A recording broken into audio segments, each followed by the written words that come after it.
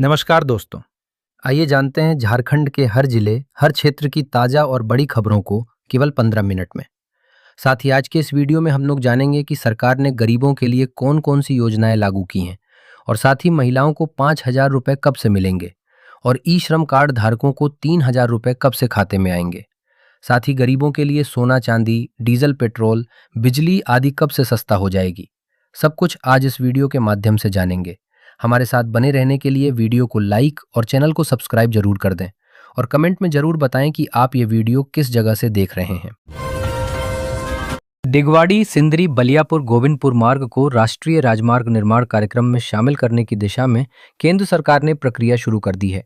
केंद्रीय सड़क परिवहन एवं राजमार्ग मंत्री नितिन गडकरी ने धनबाद लोकसभा क्षेत्र के सांसद ढुलू महतो को भेजे पत्र में इस संबंध में मंत्रालय द्वारा आवश्यक कार्रवाई शुरू किए जाने तथा संबंधित अधिकारियों को आवश्यक निर्देश देने की जानकारी दी है। केंद्रीय मंत्री ने अपने पत्र में बताया कि सांसद ढुलू महतो द्वारा 3 दिसंबर 2025 को भेजे गए प्रस्ताव पर मंत्रालय ने विस्तृत जांच कराई है। जांच में पाया गया कि प्रस्तावित सड़क क्षेत्र पहले से राष्ट्रीय राजमार्ग 18, राष्ट्रीय राजमार्ग 218 और राष्ट्रीय राजमार्ग 19 से जुड़ा हुआ है तथा क्षेत्रीय संपर्क और आवागमन की दृष्टि से इसका विशेष महत्व है। देश की प्रमुख वाहन निर्माता कंपनी टाटा मोटर्स ने चालू वित्त वर्ष 2026 से 27 की पहली तिमाही में अपने कमर्शियल वाहन कारोबार में बेहद दमदार प्रदर्शन किया है। कंपनी ने इस तिमाही के दौरान घरेलू और अंतर्राष्ट्रीय दोनों बाजारों को मिलाकर कुल 1,08,488 वाहनों की बिक्री दर्ज की है। यह आंकड़ा पिछले वित्त वर्ष की समान अवधि के मुकाबले 27% अधिक है। कंपनी की इस शानदार सफलता में जमशेदपुर प्लांट का भी महत्वपूर्ण योगदान रहा है, जहां हेवी और लाइट कमर्शियल वाहनों का मुख्य रूप से निर्माण किया जाता है। पिछले कुछ दिनों से झारखंड के सर्राफा बाजार में सोने की कीमतों में भारी उछाल आया है। वैश्विक हलचल के कारण महज 3-4 दिनों में ही 24 कैरेट सोने के दाम करीब 3,000 से 4,000 रुपए प्रति 10 ग्राम तक बढ़ गए हैं। रांची और जमशेदपुर जैसे शहरों में अब ये रिकॉर्ड 1,43,000 रुपए के पार पहुंच गया है, जिससे शादी ब्याह की खरीदारी करने वालों का बजट बिगड़ गया है। झारखंड सरकार की नई पहल के तहत राज्य के शिक्षित बेरोजगार युवाओं के खाते में जल्द ही 2,500 रुपए की मासिक सहायता राशि भेजी जाएगी। इस योजना का उद्देश्य युवाओं को प्रतियोगिता परीक्षाओं की तैयारी और रोजगार खोजने के दौरान आर्थिक संबल प्रदान करना है। सीधे बैंक खातों में ट्रांसफर होने वाली इस राशि से युवाओं को आत्मनिर्भर बनने और अपनी कौशल क्षमता सुधारने में बड़ी मदद मिलेगी। झारखंड के वित्त मंत्री अपनी ही हेमंत सोरेन सरकार पर बुरी तरह से बिफरे हुए हैं। बिहार की तरह ही यहां भी सुरक्षा पर जमकर सियासत शुरू हो गई है। हाल ये है कि वित्त मंत्री राधाकृष्ण किशोर ने अपने सभी सुरक्षा कर्मियों को वापस भेज दिया है। यही नहीं, अपने काफिले की 3 गाड़ियां भी उन्होंने लौटा दी है। अब मंत्री बिना सिक्योरिटी के इधर उधर जा रहे हैं। झारखंड के वित्त मंत्री राधाकृष्ण किशोर ने इसी के साथ 29 जून 2026 को राज्य के डीजीपी को एक चिट्ठी भी लिख दी। बतौर एक मंत्री की लिखी चिट्ठी के मजमून तो काफी गंभीर हैं। राधाकृष्ण किशोर ने लिखा है कि मैंने आपको 21 अप्रैल 2026 को ही सूचित किया था कि मेरी सुरक्षा के लिए कुल 16 पुलिस बलों को उपलब्ध कराया गया है। झारखंड सरकार ने रांची के कांके में रिम्स 2 निर्माण योजना को मंजूरी दे दी। मुख्यमंत्री हेमंत सोरेन की अध्यक्षता में गुरुवार को 4,189 करोड़ रुपए की योजना को प्रशासनिक स्वीकृति प्रदान की गई है। बैठक समाप्त होने के बाद मुख्यमंत्री हेमंत सोरेन और स्वास्थ्य मंत्री डॉक्टर इरफान अंसारी ने कहा कि वे लंबे समय से इस परियोजना को धरातल पर उतारने के लिए लगातार प्रयासरत थे। रिम्स 2 झारखंड की जनता को आधुनिक, बेहतर और गुणवत्तापूर्ण स्वास्थ्य सेवाएं उपलब्ध कराने की दिशा में एक ऐतिहासिक मील का पत्थर साबित होगा। अतिक्रमण के खिलाफ रांची नगर निगम अब तक की सबसे बड़ी कार्रवाई करने जा रहा है। कोई रोड सेफ्टी में बाधा न बने, प्रोजेक्ट भवन से लेकर सड़क के दोनों किनारों की मापी हो चुकी, वहां से अतिक्रमण हटाए जाएंगे। चौक से रोड से जस्टिस LPN शाहदेव चौक, रातू रोड चौक, हरमू बाईपास रोड होते हुए प्रोजेक्ट भवन तक होने वाले सर्वे के जरिए सड़क व सरकारी भूमि पर व्यवस्थित अतिक्रमण का पता किया गया। अतिक्रमण की पहचान की जाएगी। इसके बाद सर्वे रिपोर्ट के आधार पर कार्रवाई करते हुए अतिक्रमण हटाए जाएंगे। आइए जानते हैं रांची नगर निगम की टीम ने अतिक्रमण अभियान को लेकर क्या बताया है। झारखंड के मौसम को लेकर बड़ा अपडेट सामने आया है। प्रदेश में मानसून की रफ्तार थोड़ी और तेज हुई है। झारखंड राज्य के अलग अलग इलाकों में बुरा असर रहा है। राज्य में पिछले 3 दिनों में औसत करीब 40 मिलीमीटर बारिश हो चुकी है, जो औसत से ज़्यादा है। जबकि इस दौरान राज्य में केवल 25.1 मिलीमीटर बारिश होनी थी। 3 दिनों के दौरान अच्छी बारिश होने की वजह से अब भी बारिश में कमी का प्रतिशत अब 61% गिरकर 46% पर आ गया है। जिले के सिमरिया टंडवा मार्ग की जर्जर स्थिति अब जल्द ही अतीत बनने वाली है। पथ प्रमंडल चतरा अंतर्गत सिमरिया टंडवा पथ के कुल 26.85 किलोमीटर लंबी सड़क की राइडिंग क्वालिटी में सुधार कार्य के लिए 33,76,45,200 रुपए की प्रशासनिक स्वीकृति प्रदान कर दी गई है। गुरुवार को राज्य कैबिनेट की बैठक में इसकी प्रशासनिक स्वीकृति मिली है। इस स्वीकृति के बाद सड़क के उन्नयन का रास्ता साफ हो गया है और जल्द ही निर्माण कार्य शुरू होने की उम्मीद है।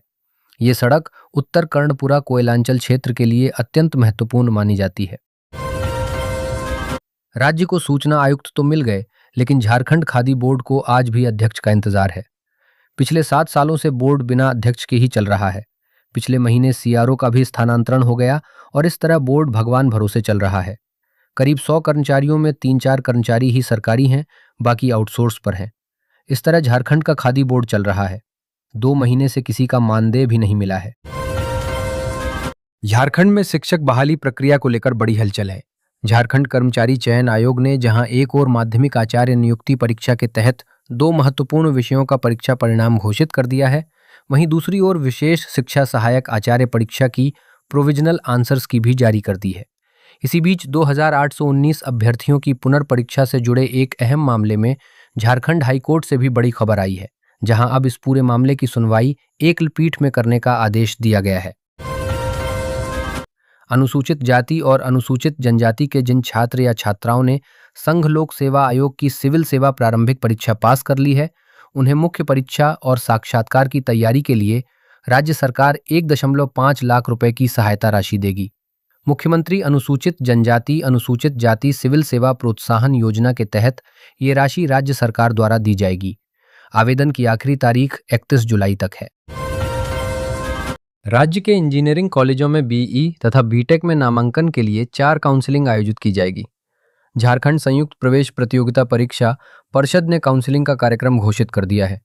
इससे पहले परिषद द्वारा जेईई मेंस के प्राप्तांकों के आधार पर राज्य मेधा सूची तैयार करने के लिए इस परीक्षा में उत्तीर्ण अभ्यर्थियों से आवेदन मांगे गए। इसके आधार पर परिषद 5 जुलाई को राज्य मेधा सूची का प्रकाशन करेगा, जिसके बाद काउंसलिंग की प्रक्रिया शुरू होगी। रांची की धरती ने एक बार फिर साबित कर दिया कि यहाँ की प्रतिभाएं केवल सपने नहीं देखती, बल्कि उन्हें अपनी मेहनत और संकल्प से विश्व पटल पर साकार भी करती हैं। प्रतिष्ठित हिंदी लेखिका, समाज सेविका और साहित्य साधिका डॉक्टर मेघा रानी ने ऐसा इतिहास रचा है जिस पर हर झारखंडवासी गर्व कर सकता है। डॉक्टर मेघा रानी ने महज 120 मिनट में 120 मौलिक हस्तलिखित पन्ने लिखकर विश्व रिकॉर्ड अपने नाम कर लिया। इसके साथ ही वे आधिकारिक रूप से दुनिया की सबसे तेज गति से हिंदी में हस्तलेखन करने वाली महिला बन गई हैं। झारखंड हाईकोर्ट ने बाघों के संरक्षण से जुड़ी जनहित याचिका पर गुरुवार को सुनवाई करते हुए राज्य सरकार और केंद्र सरकार से महत्वपूर्ण बिंदुओं पर शपथ पत्र दाखिल करने का निर्देश दिया। चीफ जस्टिस एमएस सोनक और जस्टिस राजेश शंकर अदालत ने पुनर्वासित ग्रामीणों को आवंटित जमीन की रसीद जारी करने की प्रक्रिया और प्रस्तावित रेलवे लाइन के अलाइनमेंट की स्थिति पर विस्तृत जानकारी मांगी है। मामले की अगली सुनवाई 2 माह बाद होगी। झारखंड के लोगों का वर्षों पुराना सपना अब धीरे धीरे हकीकत की ओर बढ़ता दिख रहा है। बिरसा मुंडा एयरपोर्ट को अंतर्राष्ट्रीय उड़ानों के लिए तैयार करने की प्रक्रिया तेज हो गई है। भारतीय विमानपत्तन प्राधिकरण ने आवश्यक आधारभूत सुविधाओं का आकलन कर अपनी रिपोर्ट नागरिक उड्डयन मंत्रालय को भेज दी है। रिपोर्ट में एयरपोर्ट पर उपलब्ध संसाधनों, सुरक्षा व्यवस्था और अंतर्राष्ट्रीय परिचालन के लिए जरूरी व्यवस्थाओं का विस्तृत उल्लेख किया गया है। अब अंतिम फैसला केंद्र सरकार के स्तर पर लिया जाना है। झारखंड में राज्य पुलिस सेवा के 12 अधिकारियों को आईपीएस में प्रोन्नति पर विचार चल रहा है। इन अधिकारियों में शिवेंद्र, राधा प्रेम किशोर, मुकेश कुमार महतो, निशा मुर्मू, सुरजीत कुमार, वीरेंद्र कुमार चौधरी, राहुल देव बड़ाइक, खीस्टोफर कैरकेट्टा, प्रभात रंजन बरवार, अनूप कुमार बड़ाइक, समीर कुमार तिर्की व हीरा लाल रवि शामिल है। इनमें से अधिकतर अधिकारियों का पूर्व में भी आईपीएस में प्रोन्नति के लिए नाम भेजा गया था, लेकिन किसी कारण से उन्हें प्रोन्नति नहीं मिल सकी थी। एक बार फिर उनके नामों की अनुशंसा संघ लोक सेवा आयोग से की जानी है। महिलाओं और युवाओं के बीच केंद्र सरकार की उपलब्धियों को बताने और उन्हें भारतीय जनता पार्टी की नीतियों से जोड़ने के लिए पार्टी विशेष अभियान चला रही है। प्रदेश अध्यक्ष आदित्य साहू से लेकर दूसरे वरिष्ठ नेता जिलों और शैक्षणिक संस्थानों में जाकर इन दोनों समूहों से संवाद कर रहे हैं। पार्टी का मानना है कि आने वाले लोकसभा और राज्य विधानसभा के चुनावों में युवाओं और मतदाताओं की महत्वपूर्ण भूमिका होगी। सदर अस्पताल धनबाद ने चिकित्सकीय सुविधाओं में एक और मुकाम हासिल किया है। अस्पताल आयुष्मान भारत डिजिटल मिशन के जिला का पहला ऐसा अस्पताल बन गया है जहां सभी काम ऑनलाइन शुरू हो गए हैं। मरीज को ई प्रिस्क्रिप्शन के साथ डिजिटल हेल्थ रिकॉर्ड एंट्री हो रही है। ओपीडी के मनोचिकित्सा, दंत, हड्डी रोग, सर्जरी, स्त्री एवं प्रसूति रोग, शिशु रोग व ईएनटी में आने वाले मरीजों का डिजिटल हेल्थ रिकॉर्ड बनाए जा रहे हैं। इसके साथ पैथोलॉजी व रेडियोलॉजी को भी इससे जोड़ दिया गया है। कोल इंडिया अब सिर्फ कोयला उत्पादन की कंपनी नहीं रहेगी। कंपनी का पूरा फोकस अब रिसर्च एंड डेवलपमेंट, पर्यावरण संरक्षण और आम लोगों की सेहत पर है। कंपनी चेयरमैन बी साईराम ने कहा है कि आने वाले समय में कोयले का इस्तेमाल इस तरह होगा कि प्रदूषण घटे और हवा शुद्ध रहे। कोल इंडिया चेयरमैन ने दैनिक जागरण से बातचीत करते हुए बताया कि कोल बेड मीथेन और कोल माइन मीथेन की निकासी युद्ध स्तर पर की जा रही है। कंपनी अब प्रूफ ऑफ कॉन्सेप्ट से आगे बढ़कर प्रोटोटाइप डेवलपमेंट पर काम कर रही है। जिला निर्वाचन पदाधिकारी सह उपायुक्त आदित्य रंजन ने गुरुवार को मतदाता सूची के विशेष गहन पुनरीक्षण के तहत एन्यूमरेशन फॉर्म वितरण कार्य की प्रगति की ऑनलाइन समीक्षा बैठक की। पता चला कि जिले में अब तक 11% मतदाताओं को गणना प्रपत्र बांटा गया है। बैठक में उपायुक्त ने इसमें और तेजी लाने का निर्देश दिया। बैठक में सभी निर्वाचक निबंधन पदाधिकारी, सहायक निर्वाचक निबंधन पदाधिकारी सहित अन्य पदाधिकारी एवं कर्मी शामिल हुए। समीक्षा के दौरान जिला निर्वाचन पदाधिकारी ने एन्यूमरेशन फॉर्म वितरण की विधानसभा वार अद्यतन स्थिति की विस्तृत जानकारी ली। जिन क्षेत्रों में कम वितरण हुआ है वहां विशेष अभियान चलाकर फॉर्म वितरण में तेजी लाने का निर्देश दिया।